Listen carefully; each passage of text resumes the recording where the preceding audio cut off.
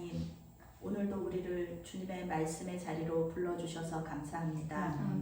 부활하신 주님을 기념하는 이 절기에 부활의 주님을 만나게 하시고 마음이 뜨거워지는 경험을 하게 하여 주시옵소서. 우리의 눈에 보이지 않아도 언제나 우리와 함께 하시는 예수님의 임재를 경험하게 하여 주시옵소서. 예수님의 이름으로 기도합니다. 아멘. 예배의 능력이라는 제목으로 말씀 전할 때 많은 은혜 받으시기 바랍니다. 핵심 주제는 예배할 때 우리의 믿음이 성장한다입니다. 오늘은 부활절 후 세 번째 주일입니다. 부활절 후 세 번째 주일은 예배에 초점을 맞추게 됩니다. 주일마다 이렇게 다른데요. 오늘은 예배에 초점을 맞춘다. 예배의 핵심은 부활 사건을 계속해서 축하하는 것입니다. 그래서 매 주일을 작은 부활절이다 이렇게 말하면서 지키고 있는 것입니다. 예배의 주인공은 예수 그리스도시면서 우리 단상에서 선포되는 것도 항상 예수님의 죽음과 또 부활을 선포해야 되는 것입니다. 그리고 예배당 안에 있는 모든 공간이나 이런 예배 의식이요, 누구를 포인트하고 있냐면은 바로 다 예수님을 포인트하고 있습니다. 그래서 이 설교단이 가장 중앙에 모여 있는 것도 그렇고요, 이 십자가가 맨 앞에 이렇게 달려 있는 것도 그렇고, 저기 십자가가 달려 있구나. 십자가를 기독교는 십자가를 섬기는 종교인가? 이렇게 생각할 수도 있는데요. 그게 아니라 십자가 자체가 중요한 게 아니라 십자가 자체는 예수님을 포인팅하고 있다.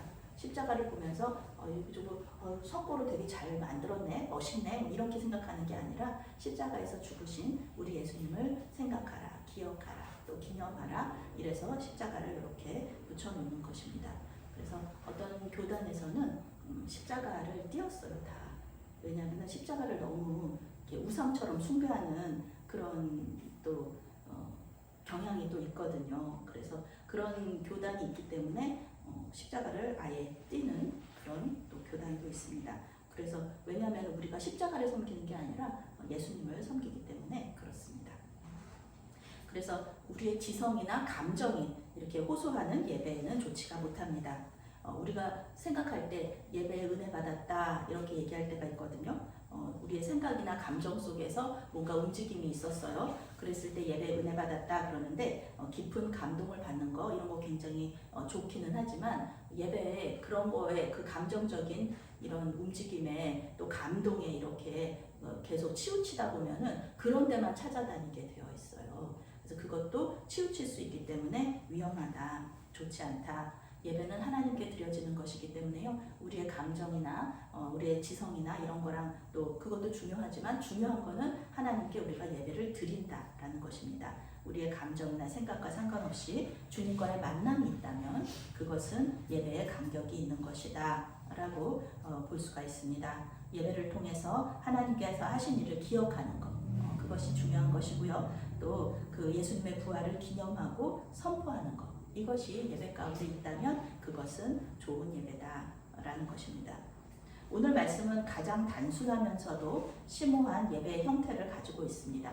4중 구조라고도 하고요. 그리고 또 이렇게 4개의 요소라고 하는데 이 누가복음 안에서는 그 구조가 아주 좋은 예배 형태를 가지고 있는데요. 모여서 사람들이 같이 예수님을 믿는 사람들이 모여서 복음을 듣고 또 성만찬이나 식사를 같이 하고 또 예수님의 부활을 전하는 것, 이게 아주 딱 맞는, 딱 떨어지는 예배의 구조라고 할 수가 있습니다.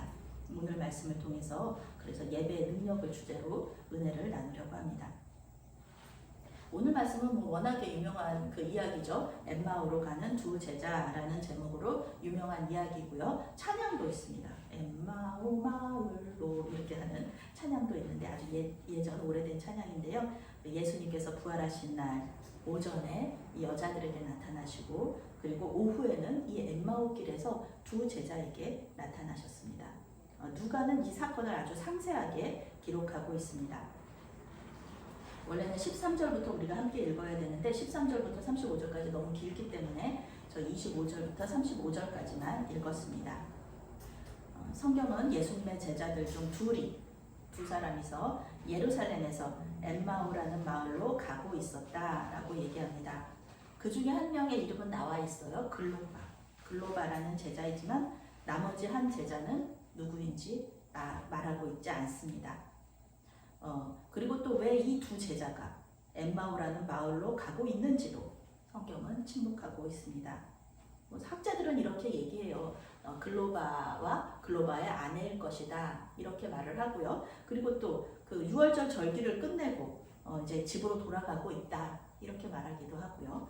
또 유월절에 이제 270만 명의 사람들이 있으니까 숙소가 부족하잖아요. 그러니까 이제 여기는 한 11km 정도 떨어졌으니까 그 숙소가 부족하니까 그 숙소를 얻어놓고 출퇴근하듯이 요 절기를 왔다 갔다 예루살렘으로 왔다 갔다 하면서 절기를 지켰다. 이렇게 학자들의 의견이 분분하지만은 정확한 것은 아닙니다. 성경은 이것에 대해서 얘기하지 않고요. 오직 부활하신 예수님, 그 다음에 글로바 이 두 사람한테 초점을 딱 맞추고 있습니다. 두 제자는 예수님의 순환과 십자가 사건을 목격했고 아주 깊은 슬픔과 분노 가운데 이렇게 또 우울함 가운데 엠마오로 가고 있었습니다. 두 제자는 계속 걸어가는데요. 사실 예수님이 어느 순간부터 옆에서 같이 걷고 계셨거든요. 근데 두 사람은 지금 이 문제에 집중하느라고 옆에 누가 오는지도 모르는 거예요. 그분이 예수님이라는 것도 눈이 가려워져서 보지 못했다. 이 성경을 얘기하고 있습니다. 계속해서 대화하는데 사실은 예수님에 대한 얘기를 하고 있었거든요. 근데 옆에서 예수님 계신데도 같이 따라오고 계시는데도 못 알아보는 거예요. 눈이 가려져 있어서. 예수님께서 두 제자에게 드디어 이제 얘기를 하시는 거죠. 말씀을 하시는 거죠. 이렇게 물어보는 거예요. 두 사람한테 아이고 저기 길 가시면서 두 사람 얘기하고 계시는데 무슨 얘기하고 계십니까? 이렇게 물어보는 거예요. 성경이 슬픈 빛을 띠면서 머물러 서더라 이렇게 말하고 있습니다. 이 슬픈 빛이라는 거는요. 원어로 슬픔, 분노, 우울, 비참, 낙심함 이런 뜻을 가지고 있습니다. 글로바는 예수님께 자신의 슬픔과 분노의 감정을 이렇게 토로하는 거예요. 예루살렘에서 당신 지금 예루살렘에서 내려오는 거 아닙니까? 그런데 예루살렘에서 있었던 일을 모른다고요? 그러면서 좀 화가 나는 그런 얘기를 하는 거예요. 근데 예수님께서 그 사건을 모르실까요? 자기에게 일어난 일이잖아요. 모를 리가 없잖아요. 그런데 이 예수님께서는 글로바의 입으로 그 얘기를 하는 걸 듣고 싶으신 거예요. 예배 시간에 우리가 기도할 때요. 예수님 모르시지 않잖아요. 우리의 기도 제목 다 아시지만 우리의 입술로 그 이야기하는 거를 듣고 싶으신 거예요. 우리의 신앙 고백이죠. 글로바한테 물어보는 거예요. 글로바가 이렇게 얘기했어요. 예수님이라는 사람이 있어요. 예수님이라는 사람이 있었는데 하나님과 모든 백성을 기쁘게 하는 아주 강력한 선지자였어요. 근데 십자가에서 죽으셨어요. 저는 정말 글로바가 제가 예수님한테 얘기하는 거예요. 저는 그 예수라는 그 분이 정말 우리나라를 로마 제국에서 이렇게 해방시켜준 그런 아주 대단하신 분인 거를 생각했는데 제 마음속에 지금 너무 슬픔과 분노가 너무 가득합니다. 왜냐하면 왜 하나님은 예수님이 그렇게 그렇게 분명히 약속하셔놓고 분명히 메시아 보내주시기로 약속하셔놓고 왜 예수님을 십자가에서 죽게 내버려뒀나 그런 분노가 있고요. 그리고 예수님은 왜 죽었나? 예수님은 이 제자니까 다 알잖아요. 예수님의 그 놀라운 능력을 다 아는데 예수님은 왜 십자가에서 그렇게 연약하게 죽어버렸나? 그런 분노. 그 다음에 자기 자신들한테 대한 분노. 예수님을 지키지 못했고 예수님이 십자가에서 죽으시는 걸 보면서 다 도망쳤고 지금도 예수님의 그 사건을 피해서 엠마오로 내려가고 있는 자기 자신에 대한 분노. 이런 분노, 슬픔. 그런데 또 이런 우울함 속에서 소식 하나를 또 들을 거예요. 어떤 소식이냐면은 예수님께서 부활하셨다는 소식. 그래서 그 여자들이 얘기하는데 무덤은 비었고 천사들이 얘기하기를 예수님께서 살아나셨다. 그런데 또 예수님의 시체가 없다는 거예요. 그러니까 예수님이 살아나신 건지 아니면 시체를 도둑 맞은 건지 이것도 되게 이 사람한테는 굉장히 슬픔과 분노와 우울함 그 다음에 나는 아무것도 못하고 있다는 이 절망 이 속에서 걸어가고 있는데 그거를 이제 예수님한테 얘기하는 거죠. 아주 작은 그 소망이 있기는 있어요. 마음속에. 아, 예수님이 다시 살아나셨을까? 다시 나신다 그랬는데, 근데 그걸 믿을 수는 없는 거예요. 왜냐면 못 봤으니까. 아, 다시 살아나신 예수님을 못 봤으니까. 그래서 그 두 제자가 둘이서 가면서 그렇게 같이 얘기하면서 예수님에 대한 얘기를 하면서 가고 있었던 거죠. 두 제자의 눈은 예수님만 알아보지 못한 것이 아니라 구약의 예언도 기억하지 못하고, 이 사람들이 구약의 예언을 얼마나 많이 알아요. 성인식 할 때 모세오경을 착 외워야지 성인이 될 수 있는 그 시험에 합격하는 사람들인데, 모세오경은 창세기, 출애굽기, 레위기, 민수기, 신명기 5개. 이 안에 예수님에 대한 얘기가 얼마나 많은데, 그런데 모르는 거예요. 머릿속에 하나도 생각하지 않아요. 예수님의 순환과 부활 예고를 믿지 않았어요. 머릿속에는 그 정치적인 예수님, 다윗왕과 같은 예수님으로 꽉 차 있어서 예수님의 순환과 부활 예고는 거절하는 거죠. 믿기를 부인하는 거죠.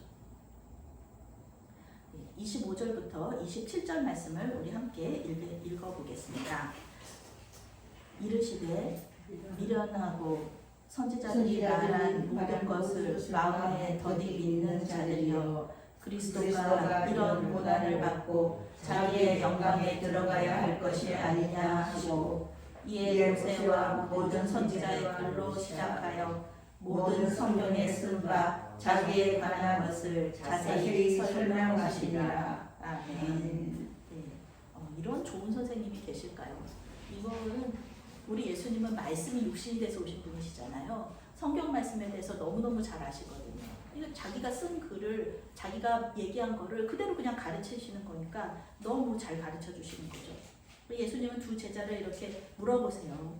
예수님이 이렇게 훈계하고 책망하고 이런 게 아니라 성경에서는 그냥 물어봤다고 얘기하세요.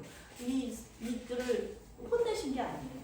그러시면서 아니, 두 제자한테 물어보시는 거예요. 왜 이렇게 성경을 모르냐? 그리고 왜 이렇게 믿음이 적냐고 이렇게 말씀을 물어보시는 거예요.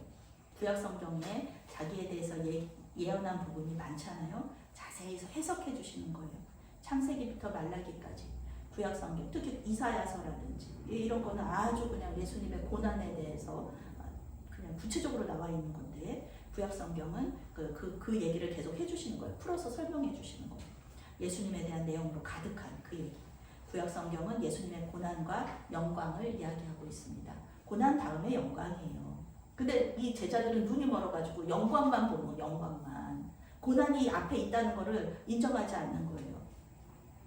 예수님의 제자들뿐만 아니죠. 종교 지도자들도 마찬가지입니다. 모두 자신들의 마음속에 이 열망이 올라올 때가 있거든요. 이 열망이 어디서 왔는지 우리는 잘 분별을 해야 됩니다. 이게 세상으로부터 온 건지 아니면은 하나님으로부터 온 건지. 세상으로부터 왔다는 것은 마귀가 주는 열망이라는 거예요. 그럼 마귀가 주는 열망이 올라올 때는 그냥 흘려보내면서 버리고, 하나님께서 주신 열망이 올라올 때는 계속해서 그것을 하는 거예요. 만약에 우리가 정오에 기도하는 그 열망을 저한테 주셨다면 제가 정오에 기도하는 그 열망을 이건 하나님께로부터 온 거구나 이렇게 분별을 해서 저 혼자만 정오에 기도하는 것이 아니라 우리 성도님들하고 같이 정오에 기도할 수 있도록 이렇게 권면하는 이런 방식으로 나가는 겁니다. 때때로 우리는 그 약속 이렇게 열망에 눈이 멀어가지고 이렇게 그 내용이 보이지 않을 때가 있어요. 분명히 약속 장소를 적었거든요. 그럴 때 있지 않으세요? 저만 그런가요? 분명히 수첩에다 약속 장소를 적었어요. 가산 디지털 단지라고. 근데 저는 어디 가 있냐면은 구로 디지털 단지에 가 있는 거예요. 왜냐하면은 제 머릿속에는 가산 디지털 단지라는 걸 제 머릿속에 없어요. 분명히 그 지도책에는 분명히 있고 수첩에는 분명히 가산 디지털 단지 몇 시 딱 썼는데 제가 정작 간 곳은 구로 디지털 단지인 거예요. 약속. 그래서 나중에 이렇게 보면은 나중에 그 수첩을 보고도 안 보였던 것이 구로 디지털 단지에 도착하면 보여요. 그게. 그렇지 않습니까? 예. 이 수첩에 적어놓고도 다른 장소에 갔다가 나중에 실수를 알게 되었을 때야 비로소 그게 보이는 거예요. 이 두 제자도 마찬가지입니다. 두 제자도 분명히 몇 번이나 외울 정도면은요, 성경을 몇 번이나 읽었을 거예요. 그런데요, 천독을 해도요, 그 성경 안에 그게 있다는 걸 몰라요. 천독을 해도 모르고 그 뜻이 무슨 뜻인지도 알지 못해요. 예수님께서 자세히 풀어서 설명해 주신 이후에야 비로소 그게 이 뜻이었구나 이렇게 나오는 거죠. 예수님의 십자가 사건이 구약 성경에 이미 예언되어 있었던 거구나 깨닫게 되는 것입니다.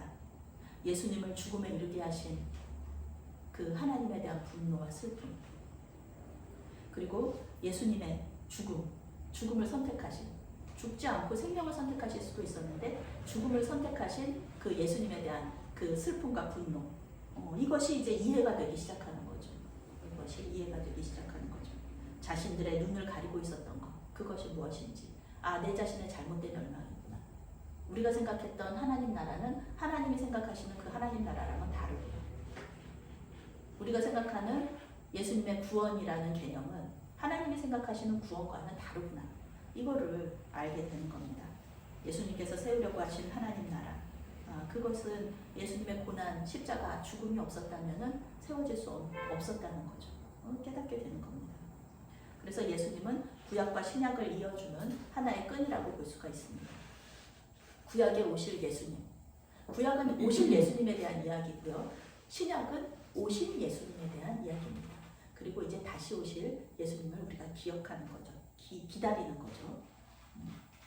우리 예수님은 죄로부터 우리를 구원하시기 위해서 십자가에서 죽으셨고, 하나님은 이 일을 아담과 하와가 타락하면서 죄가 이 세상에 들어오면서 계획하셨다는 것을 이제 두 제자는 계속해서 깨닫게 되는 것입니다.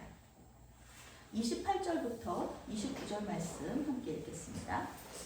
그들이 가는 마을에 가까이 가매 예수는 더 가려 하는 것 같이 하시니 그들이 강건하여 우리와 함께 누웠으리라.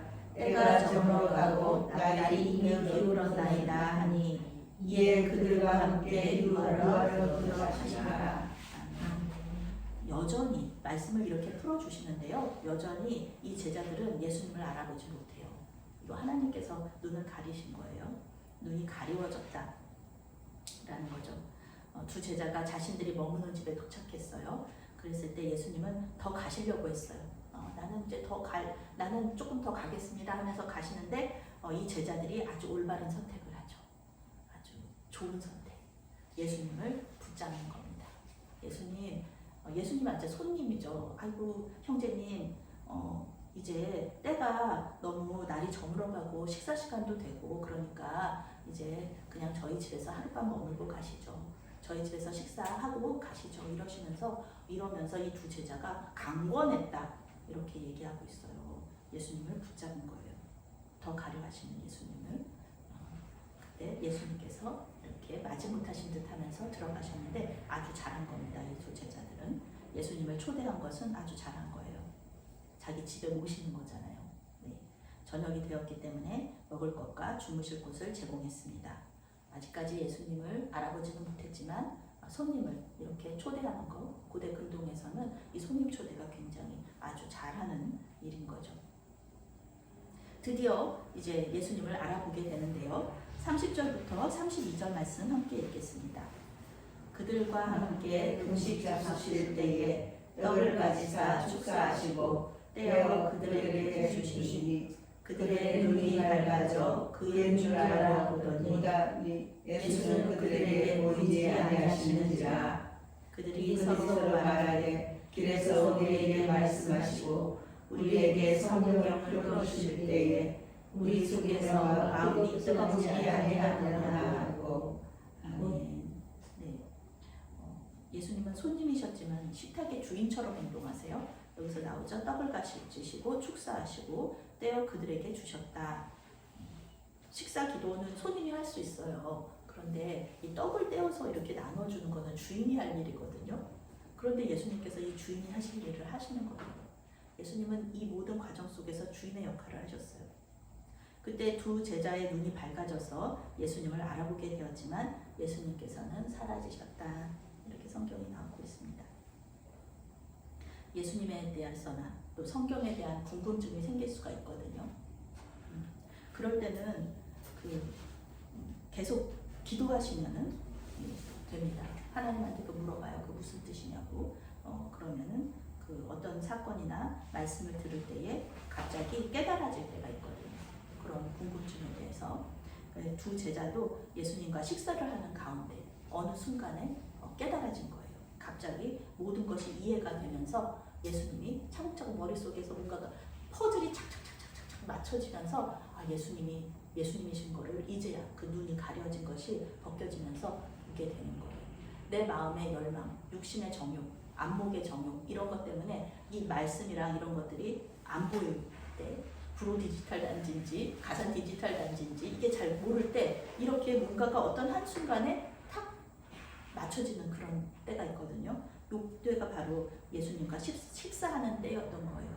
떡을 떼면서 나누어 주시는 걸 딱 보면서 이 제자들의 눈이 밝아지면서 예수님 거를 알게 되는 거죠.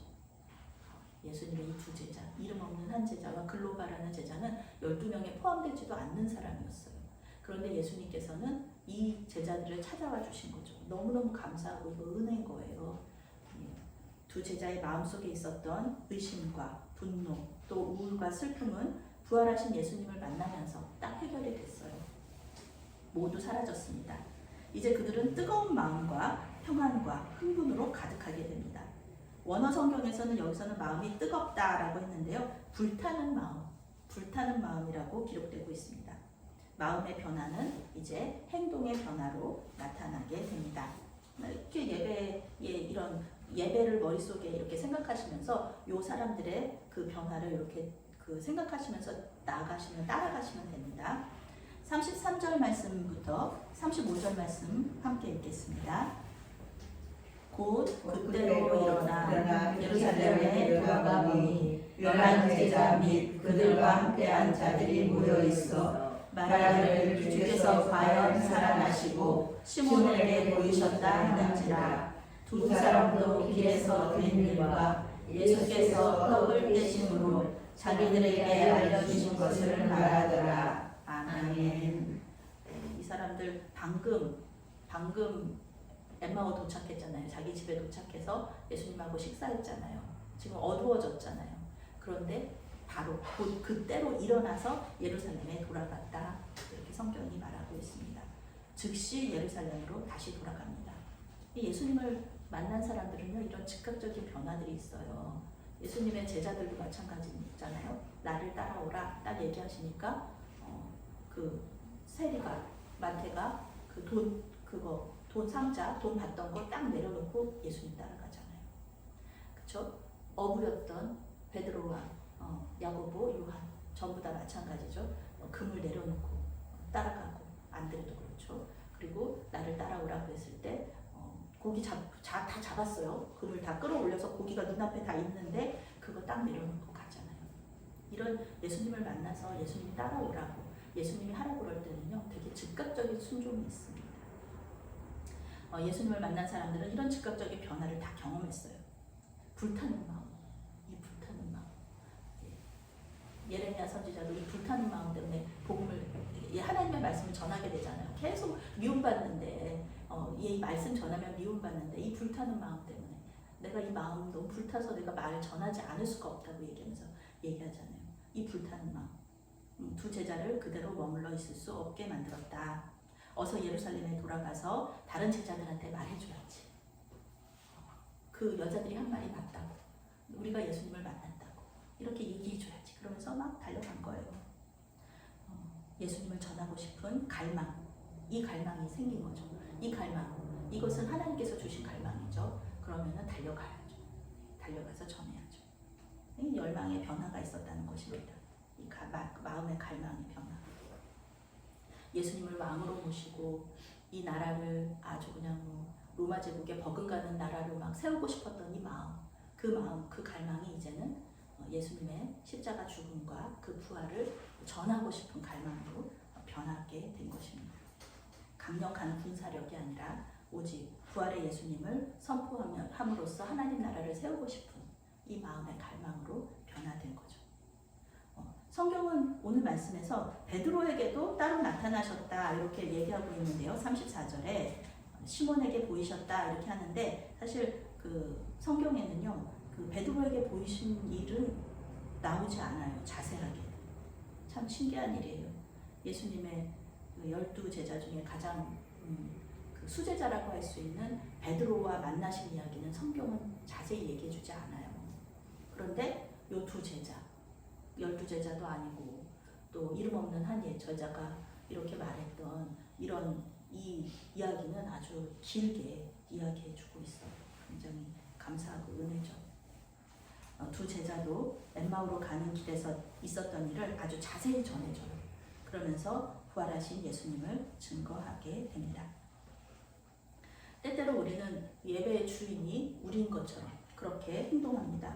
예배 가운데 은혜 받았다 생각하면은 좋은 예배고, 은혜를 못 받았다 생각하면은 예배를 망쳤다 이렇게 또 생각합니다. 또 목사님의 설교도 마찬가지예요. 목사님의 설교도 나랑 사실 목사님의 신학이 나랑 코드가 맞을 수 있거든요. 그러면은 이제 은혜 받았다라는 거예요. 내 생각하고 내가 정말 듣고 싶은 이야기를 목사님이 해주시는구나 이렇게 얘기할 때는 되게 은혜 받았다 얘기하는데, 사실 또 나랑은 또 신학적으로 맞지 않을 때는 목사님 설교 별로야 막 이렇게 얘기하면서 예. 근데 사실 그렇지 않거든요. 이게 우리와 상관없이 하나님의 말씀이 선포되는 것에 대해서 어떤 말씀이라도 이렇게 그것이 이제 우리가 얘기하는 이단이 아니고, 그렇다면 예수님의 그 십자가 복음을 선포한다면 그것은 다 은혜가 되는 것이거든요. 우리의 기억 속에, 우리의 생각 속에, 지식 속에 축적이 되는 거거든요. 그래서 우리의 변화가 있는 건데, 근데 예배를 그렇지 않다. 내가 은혜 받으면 나 중심적인 거죠. 내가 은혜 받으면 좋은 예배, 내가 은혜 받지 못하면 망친 예배라고 얘기하고, 어떤 분들은 또 예배가 성공했다 이렇게도 설명하시는데, 예배가 성공하는 건가? 저는 좀 그런 말에는 조금 동의할 수가 없는데, 예배는 원어로 입 맞춘다 이런 뜻입니다. 입 맞춘다, 고개를 숙인다, 절한다 이런 뜻입니다. 하나님이 만물의 주인 되심을 인정하면서 온 마음과 정성을 다해서 그분을 사랑하고 찬양하고 섬기는 것, 이것이 바로 예배입니다. 그래서 예배는 예배의 주인이신 예수님께 우리 자신을 온전히 드리는 것입니다. 오늘 말씀에도 나오잖아요. 처음부터 끝까지 이 과정 속에서 주관하신 분은 예수님이세요. 그래서 예배는 하나님의 사역입니다. 하나님의 일입니다. 우리가 그래서 예배를 우리가 주관하지 않잖아요. 우리는 제가 예배 사회를 보고 인도하지만 제가 주관자는 아니거든요. 예배의 주인은 제가 아닙니다. 예배는 하나님의 사역이고, 예배의 순서에 따라서 우리가 행하는 모든 일은 그저 우리가 동참하는 것뿐입니다. 하나님의 사역에 동참하는 것뿐입니다. 오늘 예배 구조를 보여주는 오늘 말씀에서도 모든 과정 주관하신 분은 예수님이신 걸 우리가 알 수가 있죠. 두 제자와 소통하셨지만 두 제자에게 찾아오셔서 또 대화를 시작하시고 식사를 주관하시고 말씀을 가르치신 모든 것이 이제 예수님께서 주도하셨다는 겁니다. 그리고 이러한 주님의 말씀과 행동에 제자들의 마음과 생각이 변화됐다. 예수님은 요한복음 4장에서 이렇게 말씀하세요. 하나님은 영과 진리로 예배하는 자들을 찾으신다. 이렇게 말씀하십니다. 우리가 영과 진리로 예배할 때요, 지금 우리 안 보이잖아요. 예수님 이곳에 분명히 계시는데, 혹시 예수님을 보시는 분이 계실까요, 여기서? 네, 예수님은 보이시지 않지만 우리가 영과 진리로 예배할 때 우리 눈이 열려서 우리와 동행하시는 예수님을 볼 수 있게 됩니다. 예수님 말씀 속에서 예수님 살아계시고요. 또 이런 십자가 보면서, 또 이런 촛불 보면서 예수님 생각하는 거예요. 예수님이 그렇구나, 예수님이 그러시구나 이렇게 생각하는 거예요. 우리의 귀가 열려서 주님께서 우리에게 하시는 말씀을 듣게 됩니다. 오히려 이 마이크 하나를 가지고서도 예수님을 묵상할 수 있어요. 예수님을 마이크가 소리가 일로 들어가서 우리 성도님들한테 다 들리는 거구나. 나도 마이크처럼 마이크 같은 사람이 돼서 예수님 말씀 전하는 사람 돼야지. 이러면서 마이크도 또 우리의 묵상거리가 되는 겁니다. 우리의 삶에서 일어나는 이 의미 없는 사건들이 있어요. 의미 없다. 이런 게 무슨 의미가 있을까? 라지만 그 사건들이 성경 말씀과 연결이 될 때가 있거든요. 그럴 때는 말씀을 더 이해하게 되는 거죠. 절망과 슬픔과 분노 가운데 있을 때에도 예배하는 가운데 우리의 마음에 기쁨이 넘치고요. 평안이 넘치게 됩니다. 그리고 또 새로운 소망, 아주 작은 우리 마음속에서 이렇게 퐁퐁퐁퐁 솟아오르는 그 소망이 있는 거예요. 눈에 보이지 않아요. 눈에 보이지 않아요.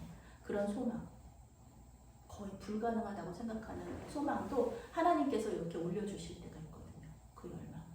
그럼 이제 그것을 놓고 기도하는 거예요. 하나님, 이 열망을 주님께서 올려주셨는데 주님 이것을 이루어 주십시오. 그러면서 기도하는 거죠.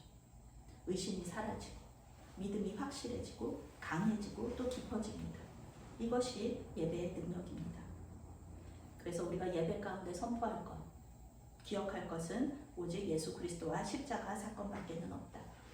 예배에 은혜가 있다 없다는 우리의 감정의 움직임일 뿐이다.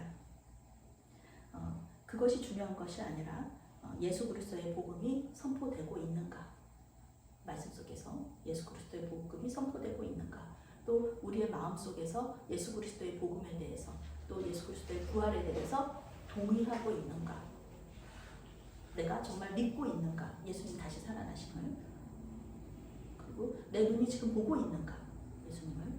그런 것이 이제 그 예배가 정말 좋은 예배냐 아니냐로 우리가 분별을 해야 된다는 것입니다. 십자가 복음이 없는 예배, 이것은 우리의 믿음의 성숙을 이룰 수 없습니다. 저 신대원 다닐 때요, 설교학 교수님이 그러셨어요. 복음이 없는 설교는 설교가 아니다. 예수님의 십자가 복음이 없는 설교는 설교가 아니다 라고 얘기하셨거든요. 그만큼 설교 가운데 예수님의 십자가 복음은 정말 필수적인 것이라는 겁니다.